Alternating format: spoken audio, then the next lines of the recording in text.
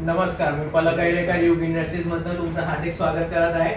माझं तर अतुल सिंगाळे साहेब, तुम्ही कुठून आला आहे? इंदापूर तहसील, इंदापूर पुणे जिल्हा. पुणे जिल्हा. तर कधी तुम्ही इथं आता? मी 4 महिन्यापूर्वी एक मशीन घेऊन गेलतो भावेश भाईकडून, हा. युग इंडस्ट्रीजची. माझ्याकडे व्यवस्थित चालू आहे, काही प्रॉब्लेम नाही मशीनला. परत मग मला थोडासा लोड आल्यामुळे कामाचा, माझ्याकडे गिरायकाचा व्याप वाढल्यामुळे परत अजून एक मशीन न्यायला बडोद्याला आलाय.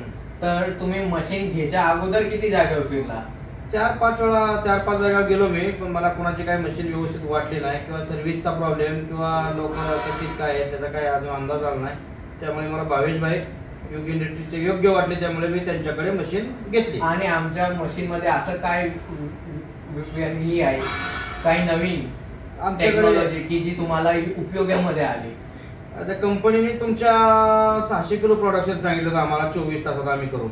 तर मला प्रोडक्शन 1100 किलो मिळते 24 तासात. आमचे ऑपरेटर थोडेसे हुशार आहेत, त्यामुळे आम्हाला प्रोडक्शन जास्त मिळते.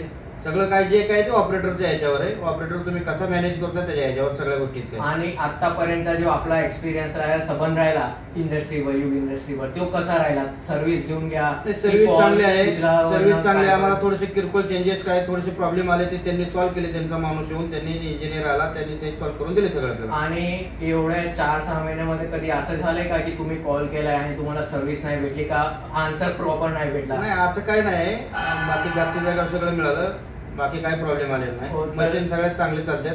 साहेब, तुमचा खूप खूप आभार. तर आम्ही या व्हिडिओच्या माध्यमानं आमच्या प्रेक्षकांना तुम्ही काय निरोप देणार आहे? नाही, युगचीच मशीन घ्या.